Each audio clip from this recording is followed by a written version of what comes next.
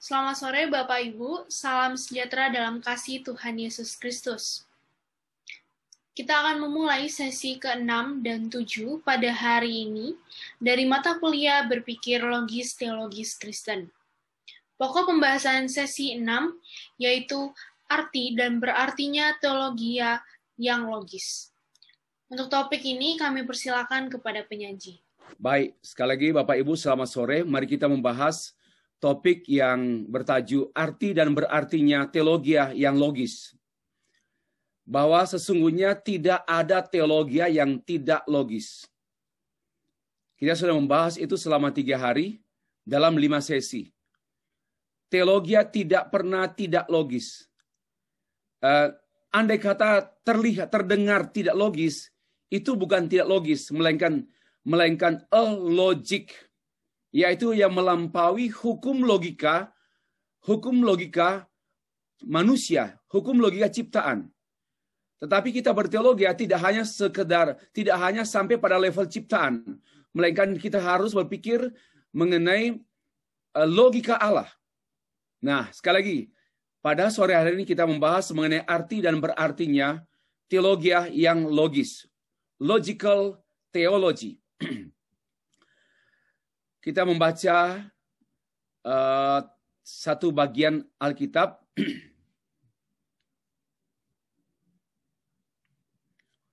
yang sudah kita bahas yang lalu. Namun saya menjelaskan sesuatu yang lain. Matius 6 ayat 14. Dan datanglah kerajaanmu, jadilah kehendakmu, atau jadilah pemikiranmu di bumi seperti di surga. Nah, kita sudah membahas beberapa hari ini bahwa teologi itu adalah upaya untuk menerjemahkan kehendak Allah yang dimengerti dengan istilah datanglah kerajaanmu.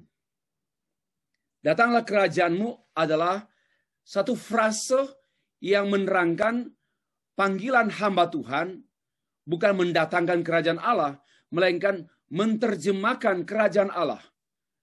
Menafsirkannya, lalu merumuskannya menjadi rumusan-rumusan teologis yang dilaksanakan atau diterapkan dalam kehidupan di bumi, di segala bidang kehidupan. Sekali lagi, teologi adalah usaha menerjemahkan kehendak Allah, menerjemahkan kekuasaan Allah, menerjemahkan kedaulatan Allah di dalam bumi, melalui kehidupan praktis yang dikuasai oleh kebenaran kerajaan Allah, kebenaran teologis. Demikian dari Matius pasal 6 ayat yang ke-10 ini. Saya sudah bahas waktu yang lalu, kita tidak berpikir bagaimana membumikan sorga dan atau menyorgakan bumi. Tidak dalam pengertian seperti itu, melainkan bagaimana menerjemahkan pikiran Allah ke dalam pikiran manusia. Itulah sesungguhnya yang dimasukkan dengan teologi. Menerjemahkan, bukan hanya menerjemahkan pikiran Allah ke dalam organisasi gereja. Betul, oke. Tetapi dia harus melewati pikiran manusia. Karena Tuhan tidak mengubah gereja dalam pengertian organisasi. Tapi Tuhan mengubah dan Tuhan memimpin, Tuhan memerintah gereja dalam pengertian orang-orang gereja dengan jalan memerintah pikiran orang percaya. Karena itu menerjemahkan pikiran Allah ke dalam pikiran orang percaya, itulah tanggung jawab hamba-hamba Tuhan. Teks selanjutnya, Efesus pasal yang ke-5 ayat 19. Sebab itu, janganlah kamu bodoh, tetapi usahakanlah supaya kamu mengerti kehendak Tuhan. Teologi adalah suatu usaha untuk mengerti kehendak Tuhan. Itulah definisi yang menurut saya paling sederhana. Paling sederhana. Teologi adalah usaha. Satu usaha Usaha apa? Ya usaha iman.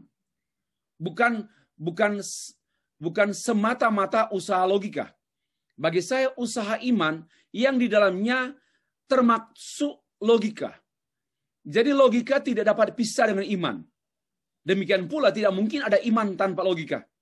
Sehingga berteologia suatu aktivitas. Pertama, mendasar aktivitas orang beriman. Ya, aktivitas orang beriman. Orang tidak beriman tidak mungkin berteologia. Kalau mengerti arti teologia sesungguhnya. Orang tidak beriman tidak mungkin berteologia. Yang berteologia adalah orang yang beriman. Beriman kepada Yesus Kristus. Beriman kepada Alkitab. Firman Allah. Nah, bagaimana usaha iman orang beriman? Nah, usaha iman orang beriman. Dan di dalam iman, usaha iman ini termasuk usaha berlogika iman.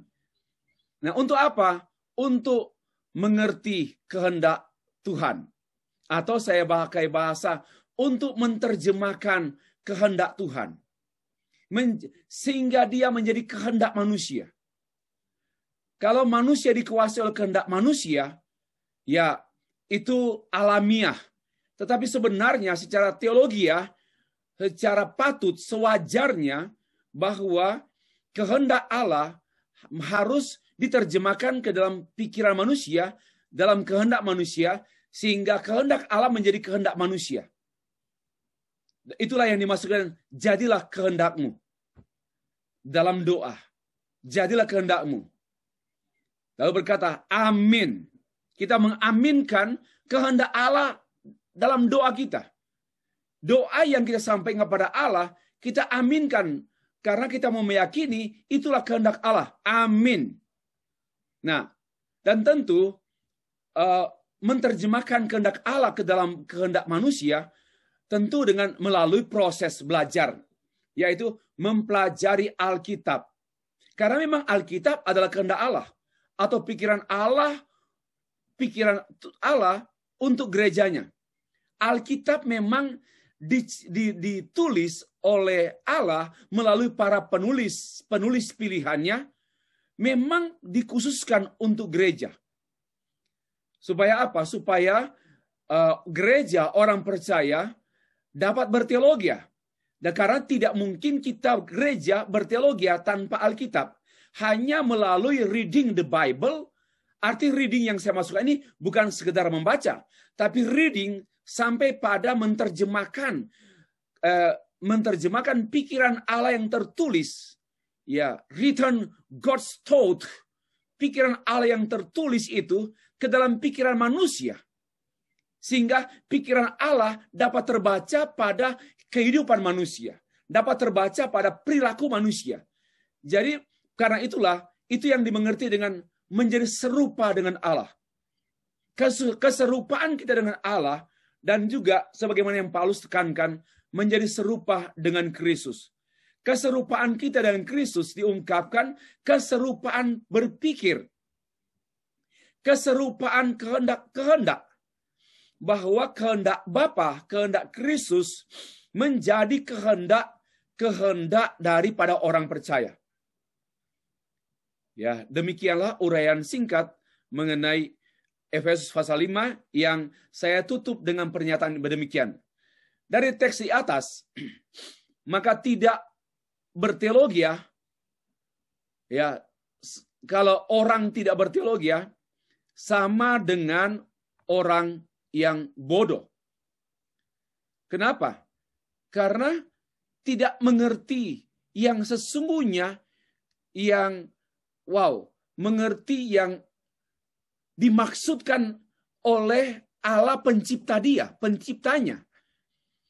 Bagi saya, orang yang tidak berteologia, itu pun sama dengan kalimat yang ada dalam pasal 5 ayat 19, Efesus 5:19, sebab itu janganlah bodoh, janganlah kamu bodoh. Nah, itu secara paralel, supaya tidak bodoh. Bagaimana tidak bodoh? Usahakan berteologia. Yaitu mengerti kehendak Tuhan. Maka hukum berpikir terbalik bukan membalik pikiran ya, hukum berpikir terbalik, maka yang tidak mengerti kehendak Tuhan atau tidak berteologi adalah orang bodoh. Jangan tersinggung. Nah, supaya tidak tersinggung, mari belajar teologi.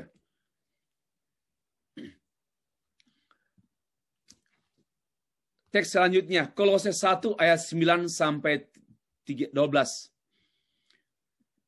Saya berkehendak untuk membuka kelas ini dengan sejumlah teks Alkitab yang diharapkan tidak hanya memberikan pre-understanding kepada kita untuk mengerti penjelasan-penjelasan sebelumnya, tetapi dia menjadi kerangka pikir untuk penjelasan-penjelasan tambahan selanjutnya. Demikian yang tertulis dalam Kolose 1 ayat 9 sampai 12. Sebab itu sejak waktu kami mendengarnya, kami tiada berhenti-henti berdoa untuk kamu. Kami meminta supaya kamu menerima segala hikmat dan pengertian yang benar untuk mengetahui kehendak Tuhan dengan sempurna. Teks tadi Efesus mengerti kehendak Tuhan. Teks Kolose juga Paulus sangat menekankan mengetahui kehendak Tuhan dengan sempurna, dengan apa adanya. Kata sempurna di sini lebih tepat diartikan dengan semestinya. Kehendak Tuhan yang semestinya. Tidak bertambah, tidak ditambah, dan tidak dikurang. Nah, dia berdampak pada sehingga hidupmu layak di hadapannya, serta berkenan kepadanya dalam segala hal. Dan kamu memberi buah dalam segala pekerjaan yang baik, dan bertumbuh dalam pengetahuan yang benar tentang Allah, dan dikuatkan dengan segala kekuatan oleh kuasa kemuliaannya, untuk mampu menanggung segala sesuatu dengan tekun dan sabar, karena kita berteologi dan mengucap syukur dengan sukacita kepada Bapa yang melayakkan kamu untuk mendapat bagian dalam apa yang ditentukan untuk orang-orang kudus di dalam kerajaan terang. Bapak Ibu yang dikasihi Tuhan, saya sengaja meng-highlight dengan warna kuning beberapa kata penting, semua penting, tetapi highlight itu bisa dapat menerangkan seluruh kalimat. Jadi kita memberi perhatian pada warna kuning dan warna hijau. Menerima segala hikmat. Saya sudah sempat mengulas sedikit. Dalam kalimat menerima segala hikmat, all wisdom and spiritual understanding. Pengertian yang benar dalam bahasa Alkitab King James Version, yaitu spiritual understanding. Menarik juga. Hampir sulit mendengar hampir tidak pernah mendengar istilah, tapi sayangnya orang Indonesia menerjemahkannya pengertian yang benar. Semestinya pengertian yang rohani. Ya, menerima segala hikmat dan pengertian yang rohani. Inilah sebenarnya berpikir teologis. Karena berpikir teologis itu dibekali oleh menerima segala hikmat. Apa itu segala hikmat? Segala hikmat itu adalah Kristus. Apa artinya? Hikmat yang sepenuhnya. Ya, hikmat yang sebenarnya, yang sesungguhnya, yang perfect. Menerima segala hikmat, yaitu pribadi Kristus Yesus yang memiliki kapasitas, yaitu memiliki spiritual capacity and intellectual capacity dalam pengertian all wisdom. Jadi itu yang saya katakan sebagai modal, sebagai yang mengawali segala sesuatu aktivitas berteologi. Tanpa menerima Kristus yang adalah all wisdom and also spiritual understanding, pengertian rohani, bukan pengertian jasmani, bukan pengertian material, salah. Pengertian yang sifatnya material. Ya, soal kebendaan-kebendaan yang sering yang muncul pada sepanjang gereja, upaya orang mematerikan Allah. Tidak dapat mematerikan Allah, ya, tetapi spiritual understanding, bukan material understanding. Sebagaimana yang nampak jelas pada pemikiran teologi, sebenarnya bukan teologi, saya enggan, tidak patut menyebut teologi kemakmuran. Teologi kemakmuran ya bukan teologi. Kita harus disiplin dengan istilah teologi. Teologi kemakmuran itu bukan teologi, tetapi suatu hasrat kemakmuran, satu gairah kemakmuran, satu pemikiran kemakmuran, bukan teologi kemakmuran. Kita harus mengkoreksi supaya kita terbiasa dengan memegang istilah-istilah yang baku. Misalnya gereja, nggak ada gereja setan. Tidak ada gereja setan. Yang ada perkumpulan orang-orang yang kesetanan. Perkumpulan orang-orang yang dikuasai setan. Tidak ada gereja setan.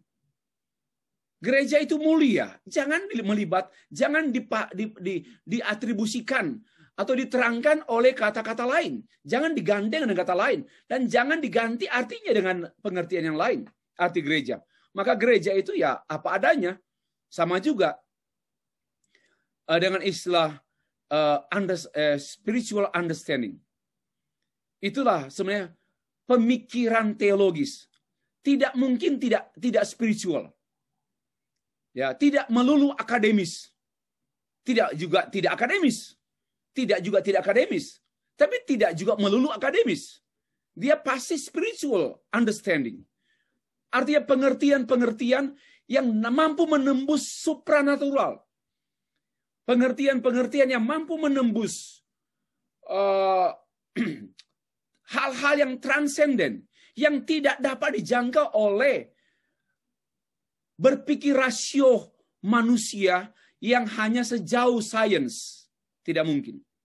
Nah, kita dibekali, kita sebagai awal, sebagai titik modal awal. Nah, untuk apa? Untuk mengetahui kehendak Tuhan dengan sempurna. Apa artinya? Kita dapat mengetahui kehendak Tuhan hanya dalam Kristus yang adalah all wisdom. Perhatikan, segala hikmat dapat mengetahui kehendak Tuhan dengan sempurna. Tanpa Kristus, tak seorang pun mampu mengetahui kehendak Tuhan dengan semestinya. Hanya oleh Kristus. Lalu hanya oleh berpikir teologis. Ya, yang di dalamnya termasuk berpikir dengan pengertian-pengertian rohani. Spiritual understanding. Untuk menerobos, untuk mampu melewati beyond, berpikir materi. Ya, materi. Dan kita senantiasa diundang untuk lebih dari materi. Materi itu dangkal. Saya tidak meremehkan materi. Saya tidak punya konsep dualisme materi, rohani, materi dan rohani. Tidak. Tetapi, materi ini, kalau kita berorientasi pada materi, maka kita berpikir dan hidup materialistik hanya sejauh kebendaan yang pasti punah, yang pasti binasa. Mari kita berpikir hal-hal yang tidak binasa, yang tidak akan binasa, yaitu berpikir spiritual understanding. Nah, ini penting sekali. Sayangnya pada beberapa dekade terakhir ini kita sering ditawarkan dengan pengertian-pengertian material, bahkan sebutan dan tulisan tentang Allah adalah tulisan materi, yaitu orang mematerikan Allah, membendakan Allah, materialisasi Allah dalam teologi, bukan dalam pemikiran-pemikiran yang tidak teologis, di antaranya dengan hasrat kemakmuran, hasrat sukses. Successful thought. Saya tidak sebut successful theology. Ya, lalu muncullah successful community. Nah, sebenarnya ini dilatar belakangi oleh kecenderungan manusia mematerikan yang supernatural. Yang unlimited, dibatasi. Sebenarnya tidak bisa dibatasi. Melainkan Allah sendiri membatasi, bukan berarti dia terbatas. Pada waktu Allah membatasi dirinya, he became human being, bukan berarti dia sudah terbatas. Dia sengaja membatasi dirinya. Itu yang disebut dengan kenosis. Allah membatasi diri, mengosongkan dirinya, bukan berarti dia kosong, bukan lagi Allah. Itu kesalahan berpikir kalau orang berkata bahwa Allah sudah mengosongkan kealahannya. Yesus Kristus bukan Allah, pernah tidak menjadi Allah karena dia mengosongkan dirinya. Salah pengertian. Ya. Pada waktu dia mengambil tindakan menjadi manusia dan dia mengosongkan mengosongkan dirinya, bukan mengosongkan kealahannya, melainkan membatasi demi misi. Tetapi dia tetap Allah, dia tidak terbatas. Itu penting. Kalau dia betul-betul mengosongkan kealahannya, dia tidak mampu menanggung dosa manusia yang dikenakan pada dia di kayu salib. Tidak mampu. Dan tidak layak. Yesus Kristus di kayu salib, kalau dia menjadi bukan Allah, maka dia tidak layak tersalib. Dan penyalipannya dan kematiannya tidak dinilai dan tidak berarti. Tetapi karena dia adalah tetap Allah, dia menjadi manusia. Tetapi dia tetap Allah. Nah, itu hanya bisa dimengerti oleh spiritual understanding. Ya, tidak dalam rangka kita mematerikan Allah. Nah, ini yang sangat menyedihkan. Pada beberapa dekade terakhir ini banyak pandangan-pandangan yang berusaha untuk membendahkan Allah atau mematerikan Allah sehingga gaya hidup bergereja kan orientasinya materi. Dan Allah dipersempit, dan bagi saya bukan disempit lagi. Itu pikiran rusak, bukan Allah yang rusak. Pikiran gereja, pikiran orang percaya atau lebih tepat pikiran orang Kristen rusak. Nah, dengan kita berteologi, dengan Kristus yang adalah segala hikmat, maka kita dapat diundang masuk ke dalam pikiran Allah, kehendak Allah yang sempurna. Lalu dengan demikian ada kalimat sehingga hidupmu layak. Bagi saya ini berjalan paralel. Orang berteologi, orang hidup layak. Listen to me. Orang berteologi, orang hidup layak. Pendeta yang dikuasai oleh psikologi hanya karena mau menyenangkan jemaat, karena juga bersesuaian dengan hasrat dunia postmodern, bagi saya tidak layak. Sesuai dengan Alkitab yang tertulis. Orang yang layak itu orang yang berteologi. Ya, berlayak di hadapan Tuhan, berkenan kepadanya dalam segala hal. Maka itu teologi itu harus dalam segala hal. Tidak hanya untuk bahan khotbah. Teologi tidak hanya untuk bahan khotbah. Teologi untuk segala hal. Di hadapannya serta berkenan kepadanya dalam segala hal. Sampai saya berkali-kali mengatakan hal yang sebenarnya tidak perlu diulang-ulang. Tetapi saya sengaja bicara karena memang selama ini tidak pernah dibahas secara terbuka mengenai kehadiran Allah dalam seksualitas seseorang. Kehadiran Allah dalam seksualitas seseorang. Karena kelayakan seksualitas seseorang apabila seksualitasnya berteologi. Seksualitas Kristen tanpa berteologi tak layak. Hubungan seks suami istri tanpa berteologi, tanpa dikuasai oleh kehendak Tuhan, maka tidak layak. Dalam segala hal, apa saja, soal usaha atau bisnis Bapak Ibu, itu harus teologis. Upaya kita dalam konteks sosial, budaya, pendidikan, apa saja, harus teologis. Itulah yang memungkinkan apa yang kita kerjakan layak. Karena kelayakan semua pemikiran dan usaha kita itu berkenaan dengan pemikiran dan usaha teologis. Dan kamu akan memberi buah dalam segala pekerjaan yang baik dan bertumbuh dalam pengetahuan yang benar tentang Allah dan dikuatkan. Itulah berbarengan dengan berteologi, kita baru menjadi orang produktif. Ya, tanpa berteologi kita hanya produktif untuk menghasilkan hal-hal materi. Ya, kita hanya menjadi orang produktif untuk menghasilkan hal-hal materi. Uang, kita menghasilkan tanaman, menghasilkan apa saja yang namanya materi. Tetapi, apa impact daripada materi? Yang sifatnya kadang-kadang juga menyiksa kita. Ya, tidak pernah ada yang namanya peaceful mind and heart dalam materi. Materi tidak pernah memberikan ketenangan. Materi tidak pernah memberikan yang saya mindful heart. Wah, hati yang penuh dengan pikiran, sukacita. Joyful mind heart, joyful mind. Itulah yang membuat kita berhasrat dan menjadi orang produktif dalam segala hal. Kalau menjadi produktif hanya materi, orang ateis lebih maju. Orang ateis, penjahat lebih maju untuk produktif. Kalau hanya produktif dalam hal materi. Tapi produktif dalam berteologi, itulah yang membuat dampak perubahan hidup dunia ini hanya diubah ke arah Tuhan. Yaitu, datanglah kerajaanmu pada waktu dunia ini dipengaruhi oleh pikiran-pikiran teologis. John Calvin mempengaruhi banyak negara di dunia dengan pikiran-pikiran teologisnya, di antaranya mengenai teokrasi, mengenai pengaturan kehidupan masyarakat. Jadi teologi John Calvin itu membumi. Itu namanya Calvin mampu menerjemahkan pikiran Allah dalam bahasa teologi ke dalam seluruh aspek kehidupan.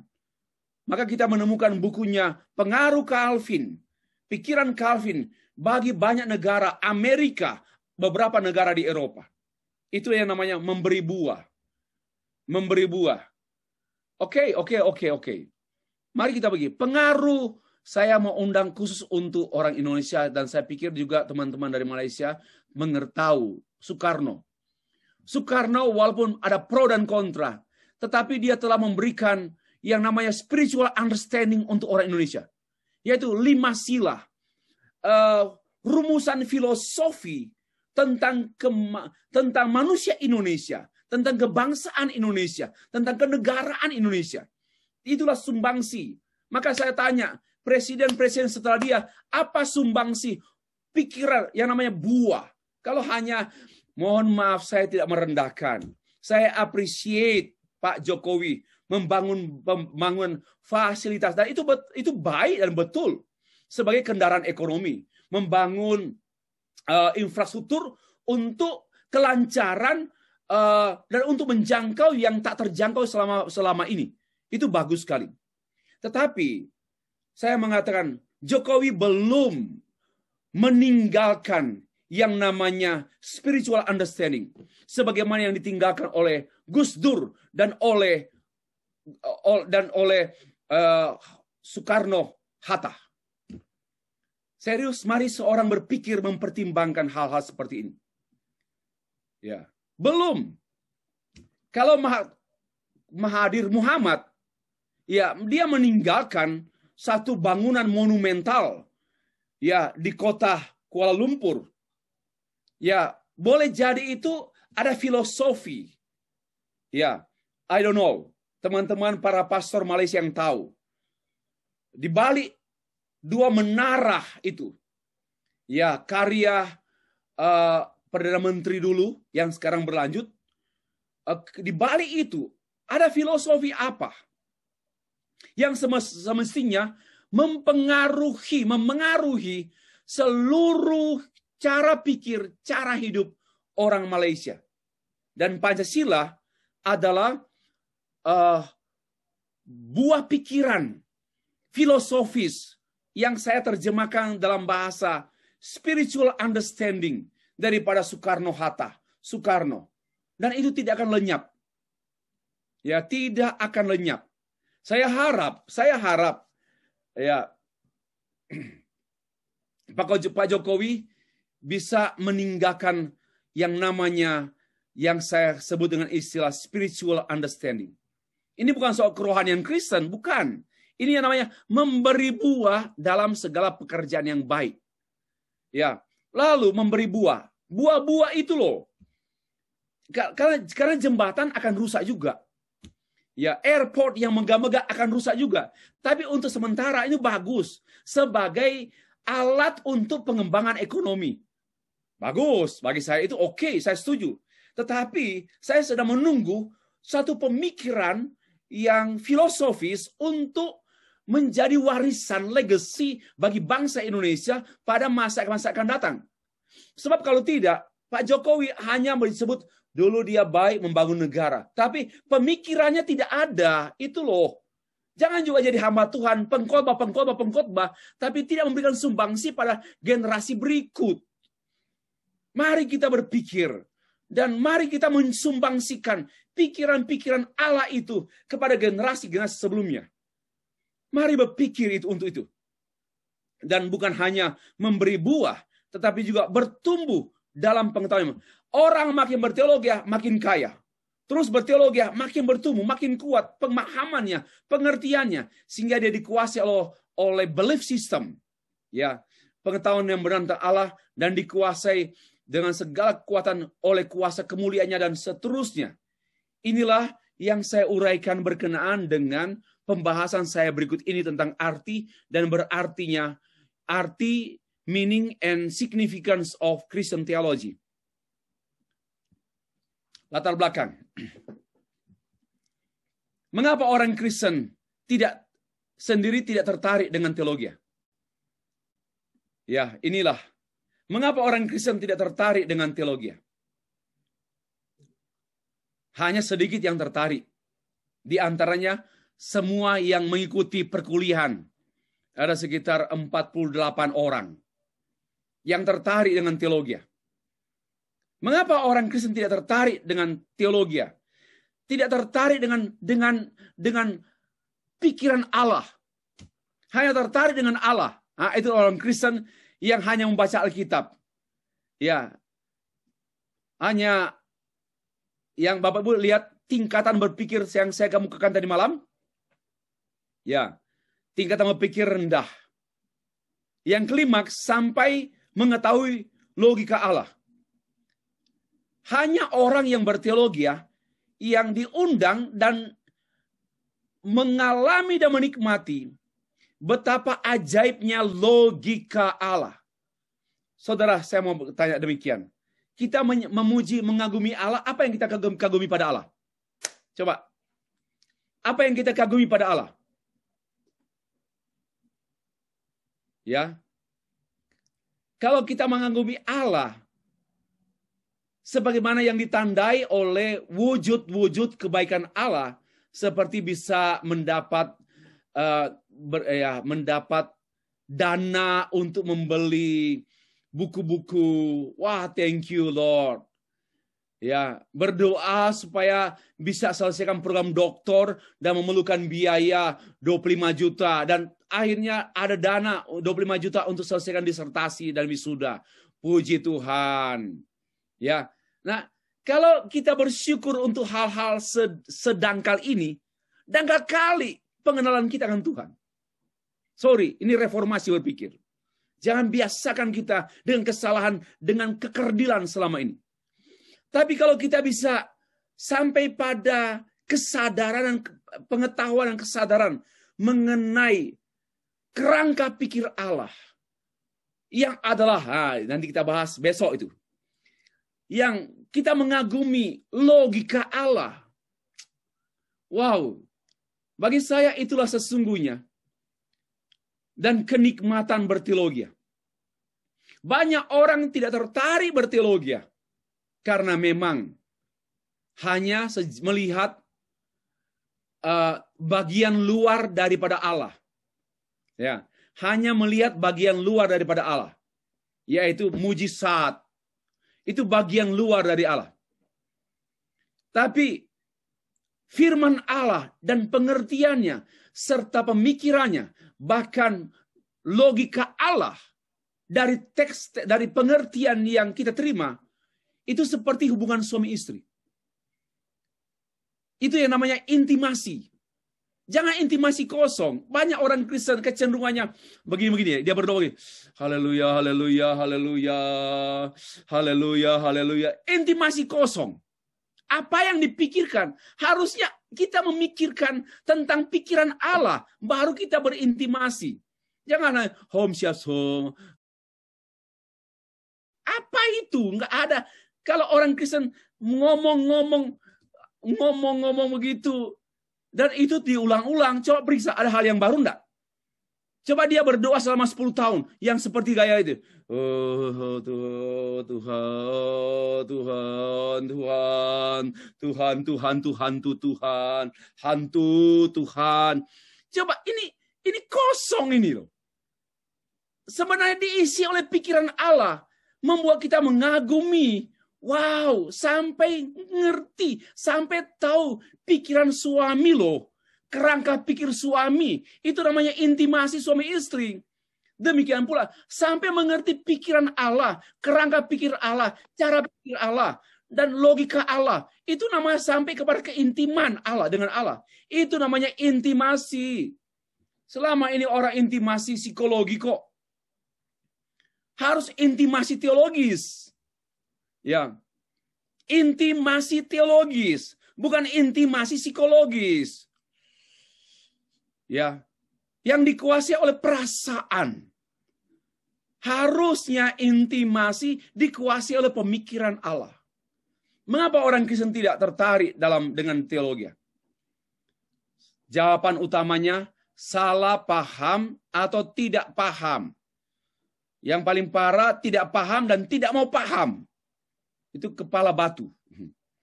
Tidak paham, tidak mau diajar. Yang paling banyak itu ke majelis gereja itu. Karena mereka mempunyai kekuasaan. Ini tidak paham. Ya, tidak paham. Sok memprotes pastor. Nggak ngerti orang-orang seperti ini. Ini made in mana ya? Tidak paham tapi seolah-olah mengatur pastor. Kosong isi firman. Hanya mampu menghitung uang.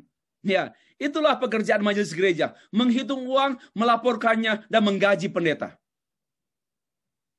Sudah sombong. Dan karena perdebatan-perdebatan di gereja paling banyak disebabkan oleh majelis-majelis yang tidak punya pikiran Tuhan. Pendeta dikuasai pikiran Tuhan. Cara pikir Tuhan. Logika Tuhan. Majelis gereja, logika kerajaan. Itulah konflik yang terus berlangsung. Nah, mari salah paham atau kurang paham atau tidak paham mengenai teologi dan kita bahas apa akibatnya. Sederhana saja, satu. Kita mulai dari pengertian teologi dulu. Definisi teologi yang tidak logis mengenai teologi. Seperti di kamus-kamus, ya, di dictionary. Saya pikir di Malaysia pun ada. Brunei pun ada. Bahkan di Amerika dan Inggris pun, mari kita perhatikan kamus-kamus atau dictionary. Dalam tulisan Republik Plato, seorang filsuf Plato, dia mengartikan teologi adalah ilmu tentang Allah. Tapi Allah yang dipahami oleh Plato adalah Allah yang impersonal. Allah yang tak berpribadi, melainkan hanya ide. Ya, definisi ini ditemukan di buku-buku kamus-kamus, kemudian menjadi definisi banyak orang Kristen. Coba, Bapak Ibu, keluarlah ketemu orang Kristen. Bapak Ibu tahu arti teologi? Ilmu tentang Allah. Pasti begitu. Saya sudah bosan dengan jawaban mereka. Ilmu tentang Allah. Hebat kali diilmukan Allahnya ya. Allah diilmukan. Dan itu meracuni gereja selama bertahun-tahun. Yang saya sedih sekali seorang master teologi. Dalam ilmu tentang Allah. Setan betul pikiran itu. Mungkin lebih cocok pengenalan mengenai pribadi Allah. Bukan science of God. Bukan. Tetapi ya itu, kita sudah diracuni berabad-abad oleh definisi-definisi yang akarnya dari Plato. Plato filsuf. Dan dia mengerti Allah itu adalah Allah yang impersonal, Allah yang tak berpribadi, yaitu konsep ide. Arti teologi diselewengkan dan dipersempitkah? Dipersempit. Teologi dipahami sebagai ilmu mutlak, ilmu yang mutlak. Ilmu sangat menekankan objektivitas, metode, dan rasionalitas. Ya, ini namanya science. Maka saya tidak setuju kalau teologi kita tambahkan dengan ilmu. Karena ilmu itu dalam bahasa Inggris science, scientific. Ya sebenarnya boleh juga disebut pengetahuan. Tapi lebih tepat kebenaran. Lebih tepat kebenaran. Ya, kebenaran. Kita mempelajari kebenaran. Karena memang sudah, kita tidak menciptakan kebenaran. Sebagaimana kecenderungan para ilmuwan mau meng-create kebenaran melalui teori-teori yang teruji. Kita tidak begitu. Selanjutnya, mari kita perhatikan Oxford English Dictionary. Theology literally, the science of God. Jadi, ilmu tentang Allah. Itu dictionary. Biasanya ini Inggris. Ya. Pengertian ini sesuai dengan spirit modernisme bahwa semua harus dilihat dengan kacamata ilmu. Benar-benarnya sesuatu itu apabila dia sudah menjadi ilmu. Sudah menjadi science. Lain lagi. Cambridge Dictionary. Theology is the study of religion and religious belief or a set of belief about particular religion. Nah, definisi Cambridge Dictionary ini, teologi, ini semua berasal dari negara-negara Kristen ini. Teologi lebih cenderung dikaitkan bukan dengan Allah, tapi dengan agama. Ini sangat sekuler. Dan itu yang terjadi di Eropa. Sekularisasi gereja-gereja, sehingga gereja dikaitkan dengan hanya agama. Ini definisi tentang teologi. Definisional. Next lagi. Kalau Bapak Ibu buka Wikipedia, ini saya buka tadi pagi nih Wikipedia, lalu saya menemukan teologia dari bahasa kata Yunani theos ini Allah dan logika dan ilmu itu adalah logia atau berkata-kata atau ucapan atau wacana yang kadang disebut ilmu agama. Ya, coba ini Wikipedia. Coba kalau pendeta tidak menulis, lalu anak-anak muda kita mengutip di sini, betapa jahatnya kita membiarkan anak kita mengutip kesalahan. Betapa jahatnya pendeta, betapa jahatnya gereja membiarkan anak-anak muda mengkonsumsi lewat Google dan menemukan Wikipedia, pengertian teologi adalah ilmu agama. Masya Allah. Masalah. Betapa jahatnya kita membiarkan generasi selanjutnya mengkonsumsi hal-hal yang menyakitkan dan membinasakan. Teologi hanya ilmu agama. Ini memang itulah sebabnya walaupun sudah ada perbaikan. Mengapa gelar-gelar SAG, MAG yang sebenarnya itu produk daripada agama Islam. Tidak ada orang beragama Islam gelarnya STH atau STI, Sarjana Teologi Islam. Enggak ada. Ya. Yang ada SAG. Karena memang orang Islam memikirkan teologi itu agama.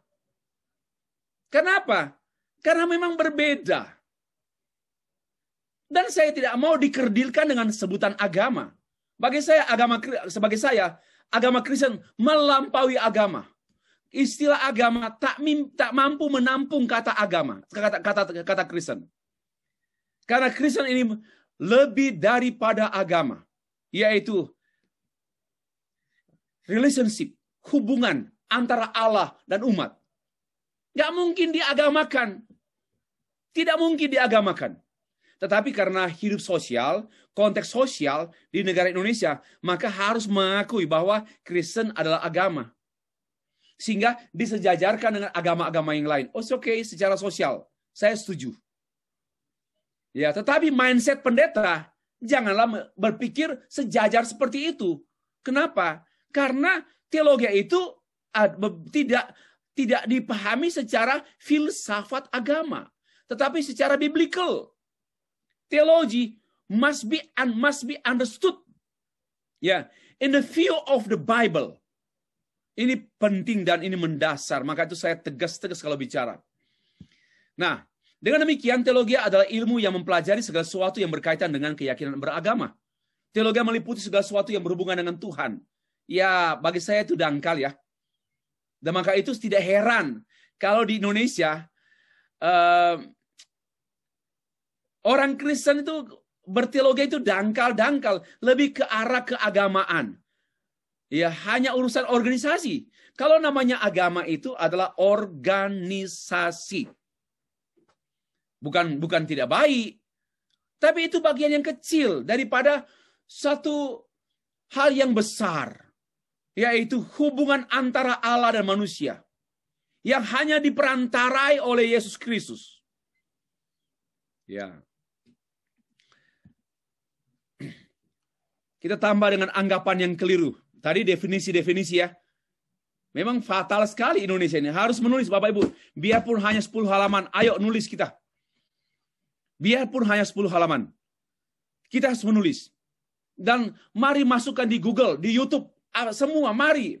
Itulah media yang Tuhan siapkan. Itu bukan media yang disiapkan oleh setan.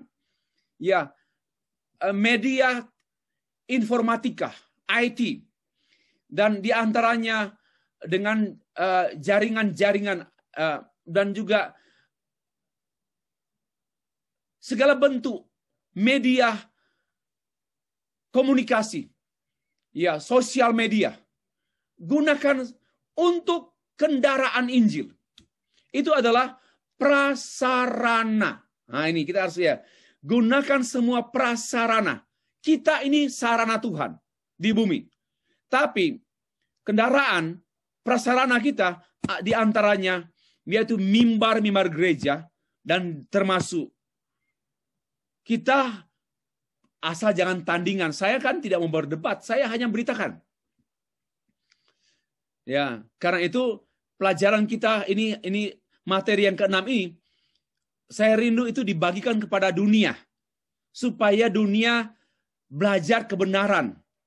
Ya. Dan tidak akan hilang selama-lamanya. Tidak akan hilang selama-lamanya. Maka itu saya mengencourage. Dan siapkan materi yang betul-betul materi. Yang menjelaskan tentang kesemestian kebenaran. Dan mari kita sebarkan seluas sebanyak mungkin. Supaya generasi selanjutnya mereka dipersiapkan dan ada makanan untuk mereka. Jangan membuat generasi selanjutnya tidak ada makanan.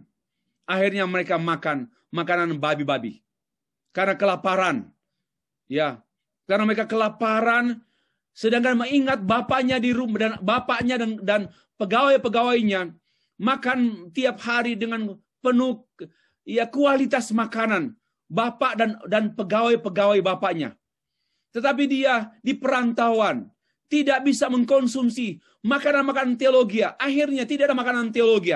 Akhirnya harus makan ampas babi. Jangan sampai gereja akhirnya makan ampas babi. One more time. Jangan sampai gereja atau anak-anak kita pada masa akan datang tidak ada lagi makanan teologis. Akhirnya mereka makan ampas babi. Anggapan yang keliru tentang teologi yang membuat gereja atau orang percaya atau gereja orang Kristen tidak tertarik dengan teologi. Satu, Pak Pendeta, teologi itu hanyalah berurusan dengan dunia akademis, Pak. Ya, buat paper teologi, kajian teologi, predestinasi menurut Rasul Paulus dalam kitab Roma. Itu Pak kajian teologis Pak, itu akademis, ada akademis Pak. Ya, kami tidak mau akademis, kami mau yang rohani Pak. Biar kami dekat dengan Tuhan. Ini semua palsu. Omongan-omongan palsu. Pak, teologi itu hanya juga ada ini kubu yang lain ya. Kalau yang pertama tadi itu fundamentalis.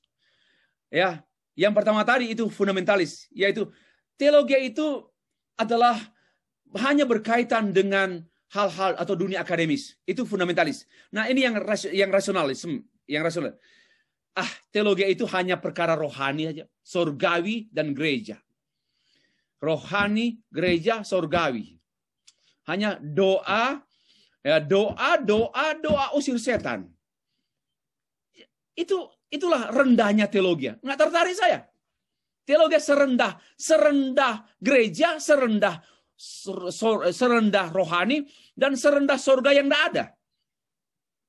Yang belum ada. Itu ya. Anggapan keliru. Teologi itu senantiasa berurusan dengan tugas pendeta atau tugas pelayan gereja. Kan saya, Pak, bukan pelayan gereja, Pak. Bagaimana saya mau beli buku teologi? Nggak relevan, Pak. Saya maka membeli buku-buku di bidang saya. Saya kan sebagai seorang administrator. Saya kerja di perusahaan dan saya mengurus semua hal-hal yang berkenaan dengan administrasi. Ya, saya wajar penuhi buku saya, ruangan saya, ruang belajar saya dengan buku-buku administrasi lah. Saya kan dosen manajemen. Ya wajar saya penuhi rumah saya dengan rak-rak buku saya dengan buku-buku manajemen. Lalu mau beli buku teologi ya? Nggak relevan, Pak. Itu urusan pendeta. Inilah kekerdilan dan kebodohan berabad-abad. Pak Pendeta, teologi itu rumit, Pak. Pendeta aja bingung, Pak. Bagaimana saya mau belajar teologi ya ini? Pendeta saja bingung loh, Pak. Waktu saya tanya mengenai Allah berdaulat, tapi juga Allah minta kita harus bertanggung jawab. Pendeta nggak tahu jawab, Pak. Dia hanya tanggung. Nah, saya tidak tertarik berteologi ya. Pendeta aja nggak paham, bingung juga kok. Sudah bingung nggak sekolah? Itu juga. Sudah bingung tidak sekolah. Lalu tambah nggak sekolah, menghina orang yang sekolah. Katanya duniawi. Cari jiwa lah. Ya. Untuk apa sekolah? Ya. Ini semua orang-orang pemikiran palsu dalam gereja. Yang sedang merusak gereja. Dalam kekerdilan pikiran mereka yang kerdil. Ya Pak, teologi itu tidak ada urusan dengan pekerjaan saya. Tadi saya sudah sempat bahas. Saya ini militer, Pak. Saya ini polis. Saya ini polisi, Pak. Nah, apa hubungannya dengan buku-buku teologi ya? Nggak ada hubungannya, Pak. Tidak ada urusan dengan kemajuan gereja. Bapak mau tahu kalau gereja maju, kalau bisa jangan membahas teologi. Karena gereja yang maju sekarang, yaitu gereja-gereja yang berbicara mengenai cara-cara mengembangkan gereja. Pertumbuhan gereja, Pak. Penginjilan, Pak. Manajemen, Pak. Bagaimana mengatur khotbah-khotbah yang menarik hati. Jangan khotbah teologi, Pak. Khotbahlah yang sifatnya memberi dorongan. Katakan pada jemaat bahwa Allah mengasihi engkau. Katakan pada jemaat bahwa engkau berpotensi. Dan engkau bisa hidup, engkau bisa sukses. Nah, itu bukan teologi ya itu. Ya, ini sekelumit dari sejuta pikiran kotor yang sedang menghantui, yang merusak gereja. Jadi, kalau mau berteologi ya Pak, siap saja menjadi gereja yang tidak akan maju. Gereja tidak akan maju kalau kita berteologi. Itu anggapan yang keliru. Teologi itu tidak diperlukan untuk pelayanan, Pak. Yang penting, Pak, pelayanan itu bisa doa, bisa sampaikan. Itu teologi itu nggak ada urusan dengan pelayanan. Pelayanan saja. Ya, ini semua pikiran-pikiran kotor ini harus dibersihkan oleh kita hamba-hamba Tuhan. Ya. Lalu teologi ini hanyalah teori di mimbar. Itu juga lah yang perlu dikritik pada kita. Kalau teologi kita hanya main bahasa Yunani dan bahasa Ibrani juga, sehingga jemaat tidak paham. Itu juga kritik untuk kita. Jadi ini poin 8 ada kebenaran sedikit. Ada sedikit lah. Atau ada satu sisi bahwa memang betul ini kritik bagi kita yang kecanduan akademis. Kecanduan akademis hanya menunjukkan kemampuan intelektual kita dalam berteologi. Saya dulu cenderung begitu, tapi sekarang saya sudah, janganlah kita bereksegese saat di mimbar. Di mimbar itu kita menyampaikan hasil eksegese. Karena itu Bapak Ibu perhatikan saya khotbah, saya absolut bicara yang mutlak-mutlak. Karena itu hasil eksegese. Tidak dari kata ini, akar katanya ini, kemudian akar kata ini diambil daripada ini. Dia mempunyai pengertian yang dipakai oleh Paulus untuk ini. Itu namanya proses eksegese. Dan banyak orang bereksegese di mimbar. Dan bagi saya kurang tepat. Kecuali PA. Nah, kalau pemahaman Alkitab boleh bereksegese. Kita harus membedakan antara pemahaman Alkitab dan pemberitaan firman Allah. Kita hanya menyampaikan, mendeklarasikan pernyataan-pernyataan absolut dan jemaat tinggal mengatakan, amin. Amin. Itu yang namanya preaching. Nah, Bapak Ibu, 9. Teologi itu adalah pemikiran yang lemah dalam hal rasional. Maka saya nggak tertarik berteologi. Karena itu orang-orang yang sekolah teologi itu orang-orang yang sebenarnya lemah logikanya. Ya, kalau mau jadi orang pandai, ambil science, Pak. Mathematics and science. Itu orang pandai. Itu pandai apa? Pandai menghitung. Bagi saya itu satu kesalahan berpikir tentang IQ. Bahkan dalam kajian-kajian, justru dunia ini tidak dipimpin oleh orang pandai. Dunia ini tidak diubah ke arah baik oleh orang-orang yang IQ-nya tinggi. Tapi orang-orang yang SQ-nya tinggi. Kecerdasan batin. Kecerdasan bukan kecerdasan logik atau intelektual. Bukan kecerdasan IQ. Intelektual. Tetapi kecerdasan majemuk. Ya, itu yang perlu kita perhatikan. Nah, anggapan-anggapan yang keliru ini sedikitnya tidak bisa dipungkiri membuat banyak orang Kristen tidak tertarik dengan teologi. Mari kita melangkah. Apa akibatnya kalau teologi itu alpa? Maka wajah gereja menjadi wajah tidak beraturan. Seperti sekarang ini. Bukan wajah Kristus, wajah tak beraturan. Singkat saja, karena ini saya sudah sering sampaikan, mimbar dipenuhi oleh pengetahuan-pengetahuan populer. Berapa persen, apalagi sangat menyedihkan. Hei pendeta-pendeta, gereja-gereja yang mengundang Mongol. Saya bukan iri dengan Mongol. Saya sangat sedih, bukan iri, sedih, miris. Bagaimana Mongol undang khotbah, dia hanya baca satu ayat, baru dia melawak dari awal sampai akhir. Nggak ngerti, bertobatlah kau. Kau sudah merusak mimbar, merusak gereja, hei Mongol. Sekolah Alkitab, sekolah sungguh-sungguh. Kalau enggak, kamu jadi pelawak saja. Jangan khotbah di saat pelawak, itu merusak gereja kamu. Coba lihat YouTube-nya Mongol. Terlalu banyak diundang oleh gereja-gereja, oleh pendeta-pendeta yang tidak bertanggung jawab. Saya menangis dan tadi malam sempat saya juga lihat Mongol. Iya. Dia baru salah satu. Karena dia sudah YouTube-nya sudah banyak dan sudah terbuka dan saya harus bicara. Jangan diamkan dia. Ya, dia pelawak. Tapi karena luculah, orang tertawa. Lalu dia menggunakan ayat-ayat yang dia baca ayat-ayat, lalu nggak dijelaskan. Satu ayat saja, lalu nggak dijelaskan. Dia bicara melawak. Ini gereja-gereja sudah mulai duniawi betul. Hei pendeta yang mengundang Mongol. Sadarlah, engkau sedang merusak gereja Tuhan Yesus Kristus. Sedih sekali. Entertainment menguasai gereja. Maka pendeta-pendeta mengundang para pelawak-pelawak. Nah, ini satu hal yang sangat menyedihkan sekali. Sangat menyedihkan. Selanjutnya, manajemen non-gerejawi menguasai gereja.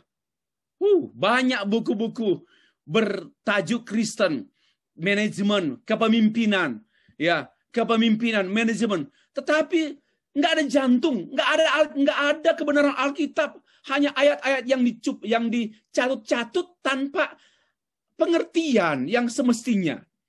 Ayat-ayat itu hanya hiasan biar untuk mengkristenkan pikiran-pikiran sekuler yang ada dalam manajemen dan kepemimpinan. Nggak bisa membantah, saya orang manajemen. Saya sampai studi level tinggi dalam manajemen. Jadi nggak bisa membantah, saya tahu manajemen-manajemen yang, dan orang menerapkan manajemen ke gereja, tetapi tanpa suatu studi dalam tentang manajemen gerejawi yang berasal dari Alkitab, biblical management. Wah, sedih sekali. Ya. Lanjut, ukuran gereja, ukuran duniawi pada jumlah dan pada aset. Banyak aset, banyak gedung, banyak tanah, banyak kendaraan, banyak apa? Jumlah jemaat banyak. Itulah gereja yang maju. Inilah ukuran setan-setan. Sangat-sangat menyedihkan. Juga jemaat miskin secara rohani. Oh, apa akibatnya Bapak Ibu? Gereja menjadi serupa dunia. Dan dunia tidak digarami. Dunia hanya dikristenkan. Dunia hanya dikristenkan. Maka boleh saja jumlah anggota gereja bertambah karena dikristenkan. Tetapi tidak dimuridkan. Tetapi tidak menjadi gereja yang sejati. Kenapa? Karena mereka hanya makan ampas babi. Mereka tidak makan makanan teologis yang semestinya menjadi makanan warga gereja. Teman-teman pendeta yang saya kasih, marilah sadar. Ya, bukan Bapak Ibu yang sedang ikut kuliah. Saya pikir bahan ini saya akan didengar oleh banyak pendeta. Mari kita menjadi orang yang bertanggung jawab untuk mengembalakan kawanan domba Allah yang ada pada kita. Kita mengembalakan mereka dengan firman Allah secara teologis. Bukan dengan firman Allah secara sosiologis. Bukan dengan firman Allah secara psikologis. Bukan dengan firman Allah secara antropologis. Bukan. Dengan firman Allah secara teologis. Beri makan yang sehat kepada jemaat. You are responsible pastor. Untuk itu, supaya bertanggung jawab, mari kita memikirkan beberapa hal berikut ini sampai pada pengertian. Pokok-pokok pemikiran teologi yang dianggap kita lewat saja. Ini nanti saya besok. Ini nanti besok. Sekarang saya langsung ke yang tadi besok. Karena besok membahas tentang sistem berpikir. Nah, itu kalau sistem ini pasti ditarik dari logika Allah. Ya, oke. Sekarang saya mengundang kita membahas tentang arti dan berarti ya teologi ya. Setelah kita dipaparkan dengan pemaparan mengenai misunderstanding tentang teologi di mata gereja, di mata jemaat, di mata orang Kristen pada umumnya, yang salah paham tentang teologi sehingga teologi tidak disukai oleh mereka. Dan akibatnya gereja seperti apa? Nah, sekarang kita mulai bangun. Mari kita bangun gereja, mari kita bangun dunia ini dengan pemikiran teologis. Dan saya menyampaikan pengertian ini dari buku saya yang saya tulis tahun 2000 berapa ini lupa, 2019. Ya, Introduksi Teologia Sistematika. Di bawahnya ada judul Sistem Berpikir Logis Teologis. Jadi memang saya sedang mempromosikanlah sistem berpikir logis teologis. Karena hanya dengan berpikir logis teologis kita baru benar-benar belajar teologi. Dan belajar teologi dan berteologi adalah kenikmatan yang tiada tara. Itu subjudul yang di bawah. Kenikmatan yang tiada tara. Tiada bandingnya. Arti dan berartinya teologi. Satu, seperti yang saya bahas kemarin. Teologi adalah bahasa komunikasi manusia dengan Allah dan sesama. Karena memang manusia diciptakan oleh Allah untuk berteologi. Jadi teologi itu bahasa komunikasi.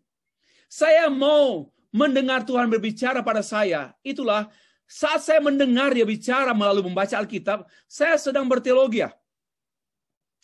Saat saya menyampaikan khotbah atau pikiran Tuhan kepada jemaat, ini kepada sesama, saya sedang berteologi. Saat saya berdoa kepada Allah dengan pikiran Allah, jangan pikiran saya, pikiran Allah. Maka saya berkata, jadilah kehendakmu. Apa artinya? Jadilah pikiranmu. Maka doa-doa saya harus doa-doa pikiran Tuhan. Itulah arti teologia. Dan pengertian ini belum saya jumpai dari buku manapun. Saya belum menjumpai dari buku manapun mengenai arti teologia yang adalah bahasa komunikasi. Itu yang pertama. Kenapa? Saya tercerahi oleh hubungan kami suami istri. Ya, saya mau mengerti dia dan dia mengerti saya. Kami mau saling mengerti. Ini dengan bahasa komunikasi. Nah, demikian pula halnya dalam pengertian membangun bahasa komunikasi dengan Allah. Dan itulah teologia. Yang kedua, cepat saja ya. Ada di buku saya. Teologi adalah keperluan. Sorry untuk orang Malaysia. Karena lain juga kalau hanya kebutuhan. Kalau hanya keperluan. Kebutuhan utama manusia. Apa sebenarnya makanan pokok manusia? Makanan pokok manusia yaitu teologi. Makanan pokok jemaat Tuhan adalah teologi. Makanan pokok atau main menu utama untuk bukan kerupuk atau crackers atau pisang goreng atau itu bukan makanan pokok, bukan makanan utama. Itu hanya untuk breakfast atau untuk supper malam, untuk supper. Tapi makanan utamanya apa? Orang Indonesia makan nasi. Ya, orang Malaysia makan nasi. Nah, apa makanan pokok daripada gereja Tuhan? Teologi. Why? Karena teologi adalah keperluan mendasar manusia di mata Allah. Dan sesama, di mata Allah dan sama, yaitu keperluan kita, yaitu teologi. Ya, and theology from the Bible of course. Ya, yang ketiga, harus cepat. Teologi adalah berhubungan dengan tujuan tertinggi manusia. Maka itu mari berteologi. Orang yang berusaha mau berbicara mengenai tujuan tertinggi hidupnya, tapi tanpa teologi, mohon maaf, itu bukan tujuan tertinggi. Hanya itu bukan tujuan tertinggi yang Allah tetapkan. Kita tidak boleh menetapkan tujuan bagi diri kita. Kita harus tanya tujuan Tuhan, pencipta kita. Nggak mungkin dong, kalau saya diciptakan oleh Allah, lalu Allah bilang, aku sudah ciptakan kamu. Kamu cari tujuan sendiri ya. Allahu a'lam itu.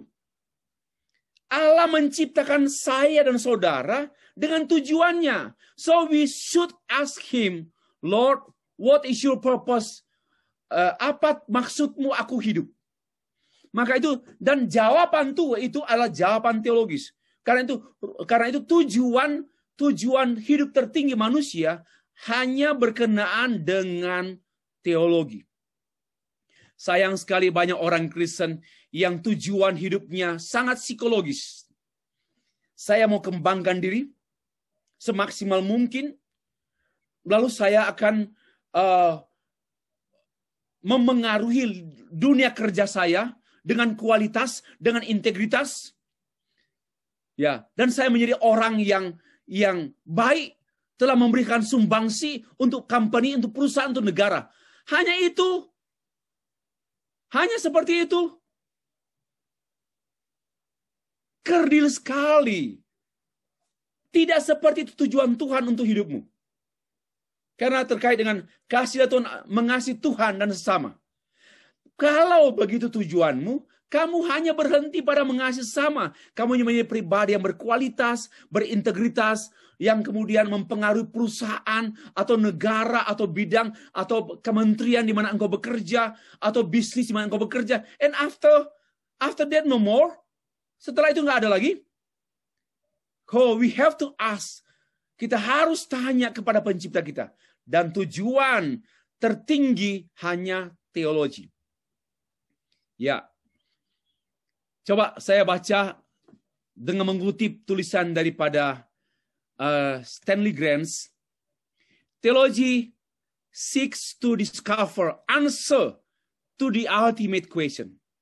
Teologi adalah mencari untuk menemukan jawaban-jawaban mengenai pertanyaan-pertanyaan yang tertinggi, yang ultimate. Wow. Jawaban tertinggi hidup manusia hanya dijawab oleh teologi. Hei orang percaya, jemaat Tuhan, dengar baik-baik. Jawaban tertinggi pertanyaan saudara, pertanyaan kita manusia, jawaban tertinggi itu hanya dapat dijawab oleh teologi. Teologi mencari untuk menemukan jawaban mengenai hal-hal yang the ultimate one. Tidak ada jawaban tertinggi selain teologi.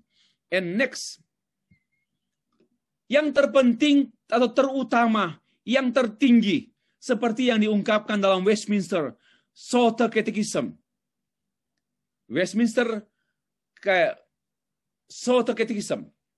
Bahwa yang tujuan tertinggi manusia yaitu teologi. Apa itu teologi? Memuliakan Allah dan menikmati Allah. Saudara, menikmati Allah hanya bisa berteologi ya. Nggak mungkin psikologi. Nggak mungkin sosiologi.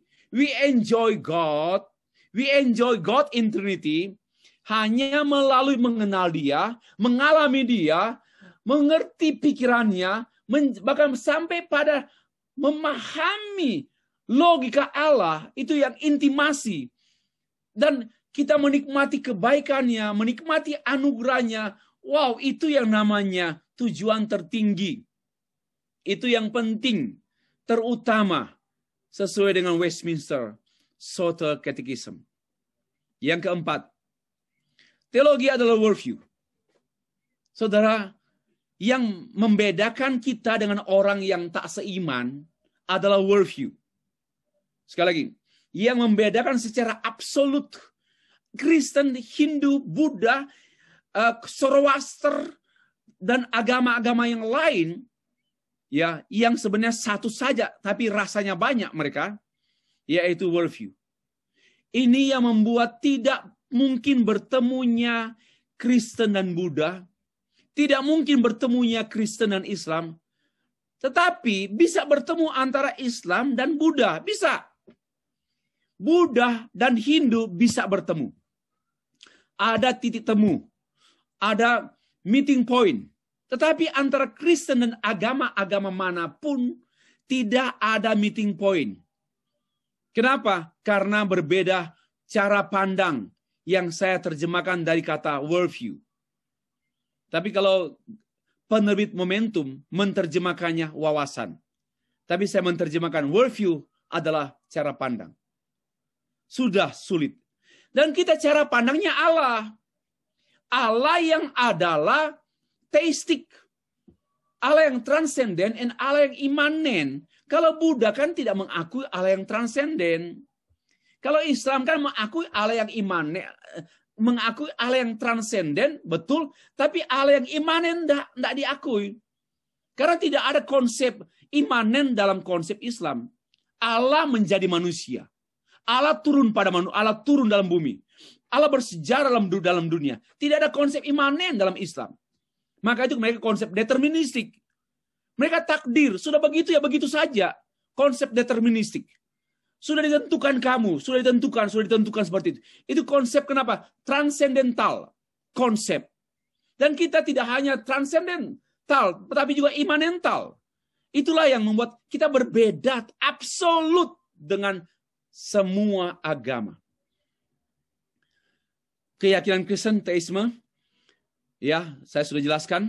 Nah, yang kelima, ini semua ada di buku saya. Buku ini juga sudah ada sejak 2 tahun yang lalu. Nah, teologi adalah hubungan intimasi dengan Allah dan dengan sesama. Dan ini digambarkan dengan hubungan suami istri. Seperti yang diungkapkan oleh Rasul Paulus dalam kitab Filipi. Di antaranya Filipi pasal 3 ayat 10. Mengenai I want to know Christ. Pada waktu dia menyebut I want to know ini adalah dari kata dasar ginosko. Lalu dia tulis itu ginoskomai. Apa artinya?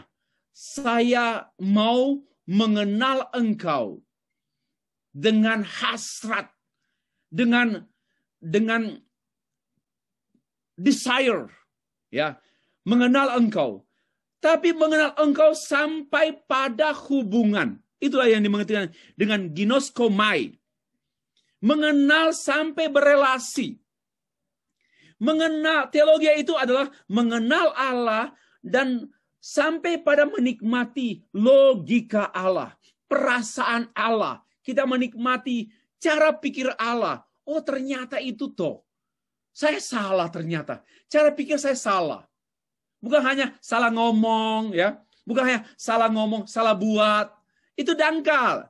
Tapi salah pikir loh. Saya seringkali dengan Sandy. Ya, saya bilang sama Sandy, selagi Papa masih hidup. Dan kalau kamu melihat saya utusan Allah untuk kamu. Dan kamu pun saya melihat, Sandy adalah utusan Allah untuk saya. Ya, Tuhan mengirim dia untuk apa? Bukan hanya sebagai anak. Tapi sebagai hamba Tuhan bagi diri saya juga. Nah, saya bilang, kalaupun kamu melihat Papa sebagai hamba Tuhan bagi dirimu, mari belajar pada cara pikir Papa yang saya terjemahkan dari Tuhan. Maka saya bilang, mari berpikir teliti. Sandy agak kurang teliti. Ini dalam pandangan saya. Mungkin dalam pandangan Bapak Ibu ya mungkin oke, tetapi bagi saya kurang teliti. Mau cepat-cepat saja, karena dia banyak kerja. Dia memang terlalu banyak kerja juga. Masih kuliah. Ya, saya juga kasihan juga dia. Saya harap dia tidak dengar. Ya kan. Dia harus kuliah di universitas ini, kemudian ada tugas mengajar di ini, lalu tugas yayasan lagi. Belum lagi dia tempo hari dengan gereja Kristen, GKII, Hok Im Tong di Surabaya. Oh, dia harus dengan pemuda. Dia itu lebih sibuk dari saya.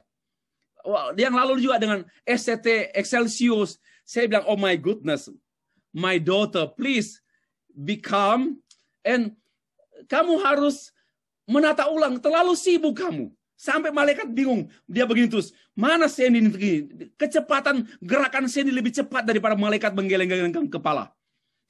Malaikat menggelengkan kepala, lebih cepat gerakan Sandy. Nah itu yang saya bilang, please. Nah, selagi kamu melihat cara pikir dan cara kerja Papa, dan itu saya percaya itu cara Tuhan menyiapkan kamu. Cara Tuhan menyiapkan kamu untuk ke depan. Ya, untuk ke depan. Nah, sama juga. Saya dengan Pak Yosef Tong kadang-kadang berdebat. Ya, berdebat, tetapi saya harus hormat beliau karena memang dia orang tua saya. Bukan hanya orang tua rohani, orang tua pemikiran. Ya, orang tua pemikiran. Karena pemikiran saya sangat banyak dibentuk Tuhan melalui pemikiran beliau, Pak Joseph Tong. Dan oke, nah kembali ya, bagaimana semestinya teologi itu adalah hubungan intim antara Allah dan manusia, maka bahasa intimasi yang orang lain tidak paham. Ya, yang orang, mari kita perhatikan uraian yang selanjutnya. Keenam, teologi adalah keindahan yang tiada taranya. Mau mengetahui keindahan, the beauty, ya, mau mengetahui the beauty of God's beauty, mau mengetahui keindahan dunia dalam pandangan Allah. Kalau keindahan dunia saya tanpa pandangan Allah ya duniawi. Kalau keindahan dunia dalam pandangan Allah, maka itulah teologi. Teologi bagi saya tidak ada keindahan yang sesungguhnya selain teologi. Kenapa? Karena dengan mengenal Allah, mengenal pencipta, kita mengenal keindahan yang sesungguhnya. Kita mengenal sumber keindahan yang membuat indah kehidupan kita. Kita mengenal Allah yang adalah sumber keindahan, mengenal Allah yang mencipta keindahan, lalu yang menanamkan ukuran keindahan dalam pikiran kita. So, dari 6 pengertian saya tentang teologi, maka inilah yang membuat saya senantiasa tema utama hidup saya, talking theology. And the heart of theology is the gospel. Bicara teologi adalah tema utama hidup saya. Tetapi jangan lupa, jantung teologi saya adalah Injil Yesus Kristus. Jangan pernah teologi kita kehilangan Injil. Kalau tidak, kita akan menjadi seorang ilmuwan saja. Itulah arti teologi. Sekarang peranan. Masih sedikit waktu. Peranan teologi. Sangat penting. Sebenarnya, peranan teologi ini sudah kita temukan pada waktu saya menjelaskan mengenai arti teologi. Tetapi untuk membuat kita lebih mudah menyelaminya, saya menyampaikan sejumlah atau mungkin ada sekitar 11 peranan teologi. Yang pertama, teologi memberi petunjuk untuk hal-hal yang terutama, yang tertinggi. You want to know the highest thing? You want to know the ultimate thing? Please study theology. Yeah. If you want to know the highest thing, if you want to know the ultimate thought, there is no others. There is no other way. Only one way. Theology and doing theology. Second, teologi itu menghidupkan semua ilmu yang ada pada kita. Dan bahkan membuat semua ilmu yang ada pada kita menjadi ilmu yang berkenan kepada Allah. Karena teologi menghidupkan. Silakan belajar biologi, silakan belajar sosiologi, silakan belajar sains. Itu Tuhan kehendaki. Tetapi semua ilmu ini akan berkenan kepada Allah kalau kita menteologikan sosiologi, kita bersosioteologia. Ya, kita berantropoteologi. Kita menghubungkan semua sains ini dengan kehendak Allah, dengan pikiran Allah. Kita mencari pikiran Allah yang ada di balik semua sains. Karena sains tidak hanya sejauh hati seorang ilmuwan. Sains itu juga we should know. Kita harus tahu mengenai Allah sumber sains. Kenapa? Karena Allah menciptakan alam dan manusia. Dan alam manusia ini adalah sumber sains. Maka kita harus mengetahui mengenai pikiran yang sesungguhnya tentang teori gravitasi bumi. Mengenai daya tarik bumi. Mengenai gaya tarik bumi. Namanya gravitasi. Itu jangan hanya tanya pada seorang ahli. Ya, jangan hanya tanya kepada Isaac Newton, pada Einstein, bukan hanya kepada Einstein, tapi tanya kepada pemikirnya Einstein, yaitu Allah yang menciptakan daya tarik bumi. Daya tarik bumi ini jangan ditanya hanya kepada ahli-ahli ilmu pengetahuan. Tanya kepada pencipta daya tarik bumi, gaya tarik bumi. Maka sains itu harus diteruskan ke teologi. Waduh, Bapak Ibu, ini PR besar. Ya, PR besar. Kita harus meneruskan sains ini kepada teologi. Saya hanya berhenti pada sains tanpa Tuhan, akhirnya ateis.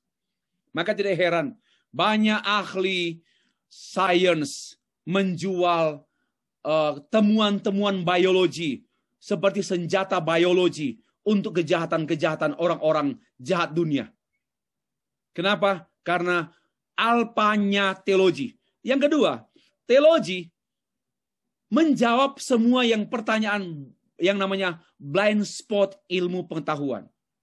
Yang saya sebut kemarin, ruang-ruang yang tak dijamah oleh sains, ruang-ruang tak berpenghuni sains. Ilmuwan-ilmuwan belum pernah menjamah ruang-ruang tersebut yang namanya blind spot. Science blind spot can be answered by theologian. True theology dapat dijawab oleh teolog-teolog melalui teologi dan doing theology. Yang ketiga, teologi yang menuntun dan mendorong orang percaya pada pembacaan Alkitab. Penting sekali teologi. Apa peranan teologi?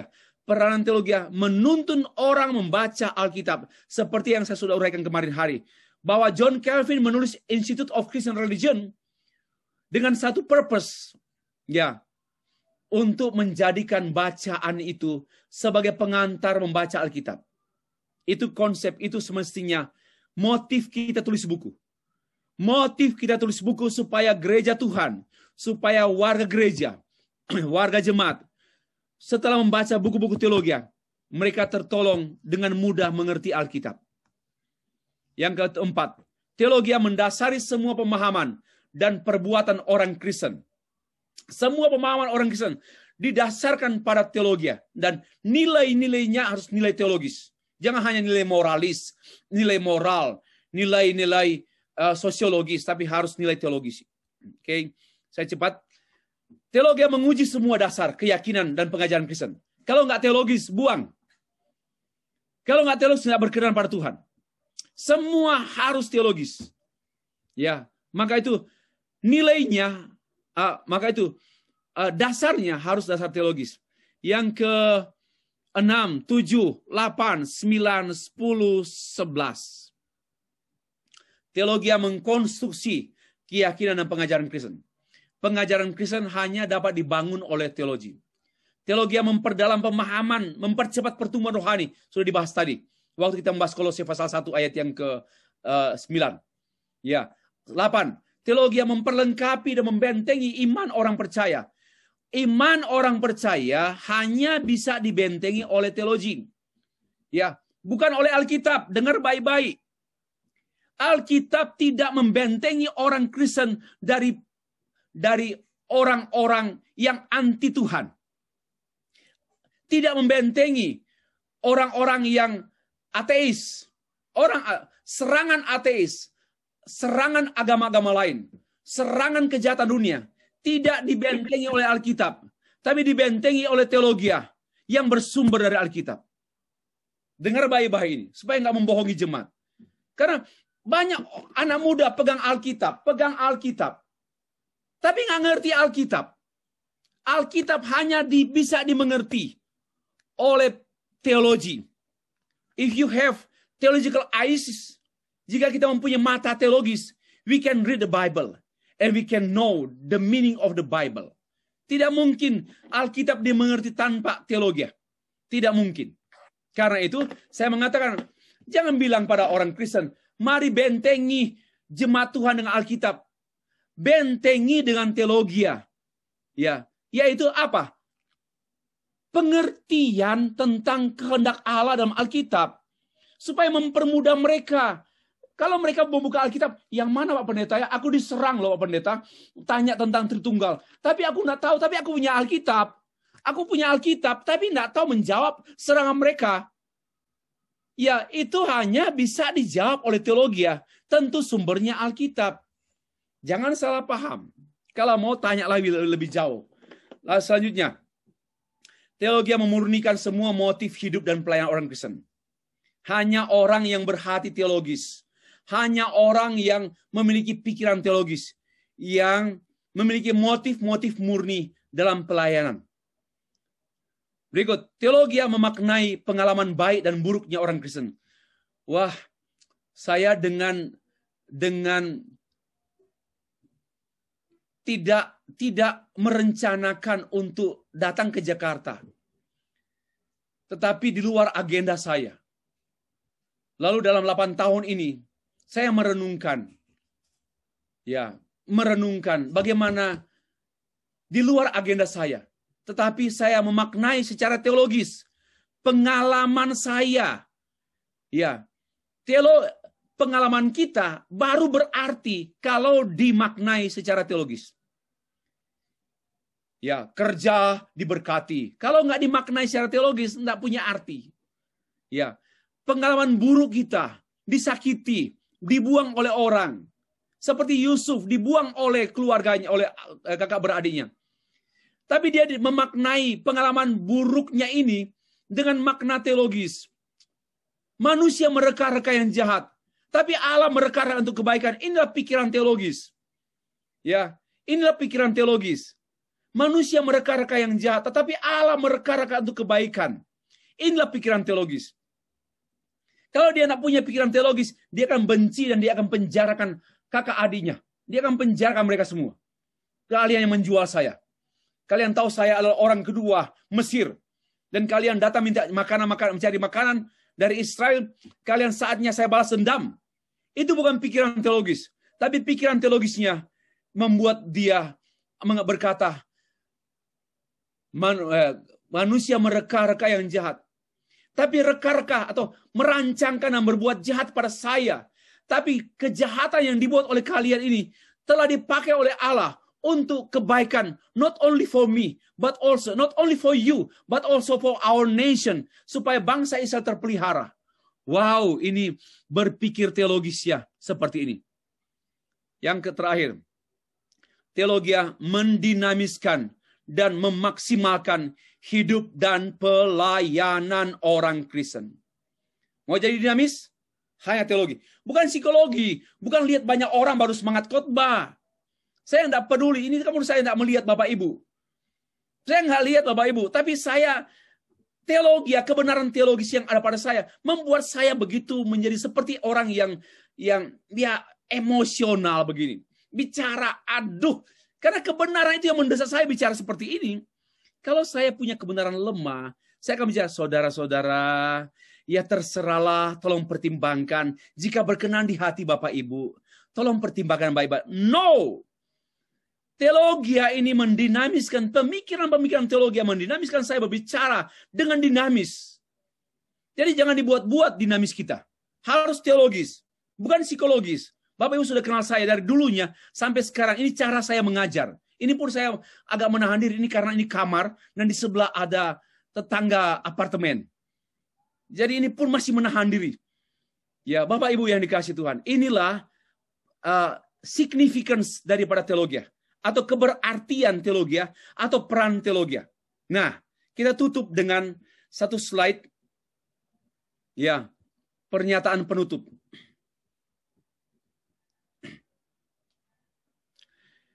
Teologi adalah pemikiran yang tertinggi manusia, pemikiran tertinggi manusia. Jadi, kalau manusia tidak berteologi, walaupun dia PhD dalam sains, mohon maaf, dia belum mencapai pikiran yang tertinggi. Biarpun dia profesor doktor di bidang keilmuan, tapi kalau dia belum sampai mencapai pemikiran yang tertinggi manusia, yaitu apa? Teologi, mengenai kemahatinggian Allah yang kemudian diterjemahkan ke dalam kehidupan manusia di segala bidang, maka orang itu belum mencapai tujuan hidup. Maka itu banyak orang meninggal tanpa mencapai tujuan hidup yang tertinggi. Hanya tujuan hidup yang rendah, tujuan hidup yang sedang-sedang saja. Tujuan hidup tertinggi yaitu teologi dan berteologi. Pada waktu kita berteologi dalam kehidupan, karena kita menerjemahkan pikiran Allah, menerjemahkan logika Allah ke dalam kehidupan kita, hidup kita, pelayanan kita, pemikiran kita, keluarga kita, pelayanan kita, kita hidup bermasyarakat kita, maka itulah tujuan Allah. Ya, kemuliaan bagi Allah di tempat yang maha tinggi. Kemuliaan bagi Allah di tempat yang maha tinggi. Itulah bagaimana kemuliaan Allah di tempat yang maha tinggi itu diterjemahkan menjadi damai sejahtera di antara orang yang dikehendakinya. Saya menerjemahkan bukan di yang berkenan kepadanya. Ini kelirulah. Menurut saya terjemahan yang keliru dalam mengenai Lukas pasal 2 ayat 14. Bukan damai sejahtera di antara orang yang berkenan kepadanya, bukan. Tapi yang dikenannya. Ya, dikenannya. Tetapi saya perbaiki dikehendakinya. Kemuliaan bagi Allah di tempat yang maha tinggi itu berteologi. Ya. Dan itu teologi apa? Teologi pikiran Allah. Kemuliaan Allah itu pikiran Allah. Kemuliaan Allah itu adalah logika Allah, bukan logika saya. Maka itu jangan mencari kemuliaan, itu logika bukan logika kita. Kemuliaan itu logika Allah. Jangan merampas yang bukan hak kita. Dan lagi pula tidak mungkin terampaskan. Kemuliaan Allah itu adalah logika Allah, lalu diterjemahkan ke dalam kehidupan di bumi. Ya, diterjemahkan ke dalam kehidupan manusia di segala bidang. Maka kita memuliakan Allah di segala bidang. Itulah artinya. We glorify God in every aspect of Christian life. Ya, dalam setiap aspek kehidupan Kristen, kita menerjemahkan kemuliaan Allah dalam kehidupan kita. Dan kita menikmati kemuliaan Allah dalam bentuk damai sejahtera. Kemuliaan Allah itu milik Allah. Damai sejahtera bukan milik Allah. Damai sejahtera itu untuk kita. Jangan ditukar. Tuhan ganti dong. Engkau damai sejahtera, aku kemuliaan. Boleh tukar? Pikiran itu bukan pikiran Allah. Pikiran setan. Kitalah yang adalah damai sejahtera. Dan Allah lah yang adalah kemuliaan. Itulah yang namanya berpikir teologis. Demikianlah penjelasan saya mengenai topik arti dan berartinya teologi dalam kerangka kajian yang bertajuk Berpikir Logis Teologis Kristen. Terima kasih.